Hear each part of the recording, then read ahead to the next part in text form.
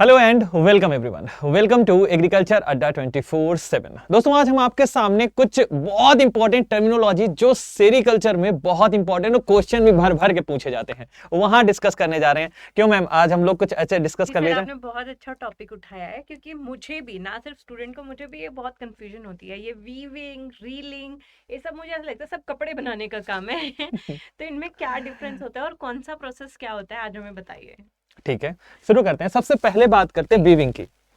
दोस्त, वीविंग का मतलब क्या होता है? जैसे आपने अपने घर में खटिया तो देखी होगी, ठीक है, और खटिया की बुनाई भी देखी होगी। वो क्रॉस सेक्शन में होती है, एक ऐसे, दादाजी अक्सर करते होते थे, ठीक है, एक ऐसे, फिर इसके बाद में एक ऐसे करके फांसते हुए करते रहते हैं। वीविंग मतलब भी यही होता है। ओके। जब हम लोग कपड़े की बुनाई कर रहे होते हैं, उसमें जो प्रोसेस होती है उसको बोलते हैं, जो कपड़ा बनाने का काम है वो वीविंग होता है। बिल्कुल। थ्रेड्स को मतलब हम लोग इसमें बोलते हैं ना, क्रॉस में करके जो हम लोग क्या करते हैं, नॉर्मली इधर उधर फांसते रहते हैं धागे को। ये सिल्क जो हमारा साउथ में सर ये काफी देखने को मिल जाता है, हैंडलूम्स वगैरह में काफी छोटे छोटे हैंडलूम्स होते हैं, उसमें देखने को मिलता है। अगले टर्म पे आते हैं। एक टर्म आएगा स्पिनिंग। स्पिनिंग जैसे शब्द आता है ना, बच्चे के दिमाग में आता होगा कि सर जी कुछ स्पिन आउट कर रहे होंगे, निकाल रहे होंगे। बिल्कुल कुछ चरखा याद आ जाता है ऐसे घुमाते हुए, गांधी जी का बिल्कुल कुछ ऐसा ही होता है। ये प्रोसेस में हम लोग सिंगल यार्न को क्या करते हैं, निकालते हैं।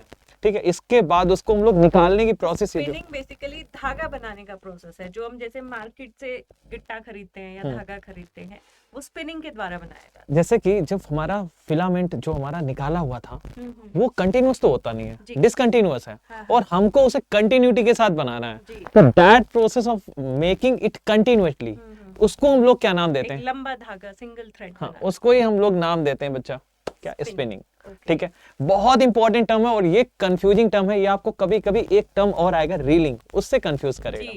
ठीक है, चलिए एक वर्ड आता है डिगमिंग। डिगमिंग क्या होती है? अगर हम आपको बताएं, एक बार मैम हमने आपको बताया को निकालना, डिगमिंग। बिल्कुल, लेकिन ये गम है क्या? सर, जब ये कोकून बनता है तो सिल्क जो है आपस में काफी चिपका होता है, बहुत हार्ड होता है कोकून। और ये रीजन क्या होता है? ये रीजन है इसके अंदर पाई जाने वाली प्रोटीन। प्रोटीन होती है दो, एक होती है सेरिसिन और एक होती है फेब्रोइन। बच्चे को लगता है कि सेरिसिन ज्यादा होता होगा, सेरिकल्चर है ना, ना 20% होती है और फेब्रोइन होती है 80%। फेब्रोइन जो बीज का होता है और इसके ऊपर लगी हुई जो प्रोटीन है, कवरिंग, धागे के अंदर वाली प्रोटीन फेब्रोइन, और बाहर लगी हुई हो गई क्या? सेरिसिन। और ये सेरिसिन प्रोटीन के अंदर ये गुण पाया जाता है कि वो चिपचिपी होती है। हाँ, जिससे कि हमारा किसी धागे को गम से चिपकाएं, हाँ, तो धागा फेब्रोइन है और गम सेरिसिन है। और ये प्रॉपर्टी इसलिए दी जाती है, मतलब नेचुरली है इसलिए, ताकि कोकून आराम से बंधा हुआ रहे, एकदम चिपका सा रहे। और इस प्रोसेस को हम लोग क्या करते हैं, उस प्रोटीन को निकाल देते हैं, डिगमिंग कर देते हैं, बॉयल वाटर में डाल देते हैं। इसके बाद वो क्या होगा, धीरे धीरे क्या करेगा, वो गम हमारा बाहर हो जाएगा। बिल्कुल इस तरीके से इसको हम लोग क्या बोलते हैं, डिगमिंग बोलते हैं। एक प्रोसेस होती है जिससे हम लोग गम सिल्क यार्न से निकाल देते हैं। ठीक है, आई होप आपको सब समझ में आ रहा होगा जी। Next is stifling. ऐसे कि लास्ट वीडियो में मैम ने बता भी दिया था कि कोकून को हम मारने वाले हैं, यानी कि अब हमारा जो कोकून यानी प्यूपल स्टेज थी, उसके अंदर बैठा हुआ, अंदर छुप के बैठा हुआ जो हमारा क्या था, लार्वे या प्यूपा। हाँ, प्यूपल स्टेज में जा चुका प्यूपा। अब उसको हम लोग मार देंगे, एडल्ट में आने ही नहीं देंगे। उसकी लाइफ साइकिल वहीं पे खत्म करना। इसी वजह से जो काफी लोग वेगन लाइफस्टाइल फॉलो करते हैं, वो सिल्क के कपड़े नहीं पहनते हैं, क्योंकि इसमें जीव हत्या हो रही है। और जो भी लोग वेगन होते हैं वो किसी भी जीव को परेशान नहीं करते, वो अपना लाइफस्टाइल इस तरीके से जीते हैं, तो वो सिल्क के कपड़े नहीं पहनते हैं इसी कारण से। जी सर, तो बड़ा गलत है ठीक है, आप ऐसा करते हैं तो उसको हम लोग क्या नाम देते हैं, स्टिफलिंग। अच्छा, क्वालिटी ऑफ सिल्क को भी मेंटेन कर लेते हैं इससे, कुछ ऐसा भी होता है इसलिए ऐसा कर लिया जाता है।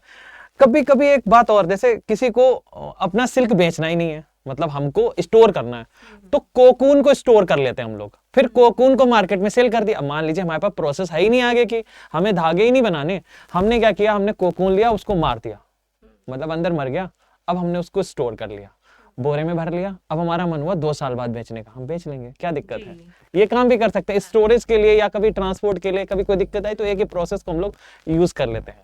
अब ये मत सोचना इसके बाद में सुखाएंगे कहाँ, बच्चा सन ड्राइंग भी कर सकते हो, एयर ड्राइंग भी कर सकते हो, ओवन ड्राइंग भी कर सकते हो, कुछ भी ड्राइंग कर लीजिए, रख लीजिए इसे। ठीक है, इसके बाद एक प्रोसेस आती है रीलिंग। रीलिंग शब्द आते ही एक चीज, रील जानते हैं क्या? आपके घर में धागा होता है, उसको ऐसे ऐसे करके हम लोग बांध लेते हैं, गिट्टा ठीक बनाते है, गिट्टा बना लेते हैं और इसके बाद वो जो पतंग उड़ाते थे मैम छोटे पे, तो भी हम लोग कर ऐसे लेते ऐसे हैं, ऐसे ऐसे करके। ठीक है, इस तरीके से। ये भी क्वेश्चन एक बहुत अच्छा है, कभी सिल्क जो बनाया जाता है उस टाइम सिल्क वॉर्म कौन सी शेप जनरेट करता है? तो 8 यस सर, 8 ऐसे ही। ये बहुत बार अलग अलग एग्जाम्स में क्वेश्चन हाँ। आया है, एफसीआई में बहुत रिपीट हुआ है, आईबीपीएस एएफओ में रिपीट हुआ है। तो 8 का शेप बना था, जैसे हमारा जो मंजा होता था मैम, हम लोग हाँ, उड़ाते थे जी, तो उसको बिल्कुल। ऐसे ऐसे करके करते रहते थे, तो ये 8 का शेप आता है ऐसे ऐसे, और यही 8 का शेप ही बनाते हुए मजबूती के कारण ये ऐसा कर रहे होते हैं।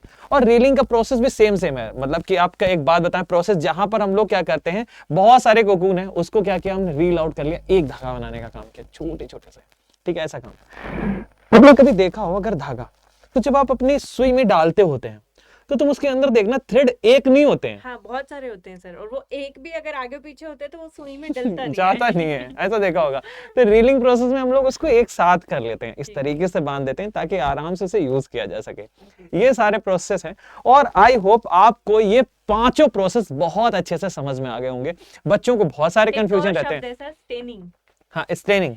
तो जब प्यूपा अंदर है ना, हाँ। आप ट्रांसपोर्ट कर रहे हैं, प्यूपा इंजर हो गया है और उसके कारण जो आपके कोकून पर दाग लग जाते हैं, धब्बे लग जाते हैं, उसको स्टेनिंग कहते हैं। अच्छा, जी। ये तो नया टर्म हो गया आप लोगों के लिए। गुड। अब जल्दी से कमेंट बॉक्स में आप लोग थोड़ा सा क्या तारीफ में 4 शब्द लिख देंगे ना, जल्दी से लिख दो। आई होप आपको वीडियो बहुत पसंद आया होगा। ऐसे videos, subscribe to agriculture Adda 24/7। Bye bye, take care, love you all.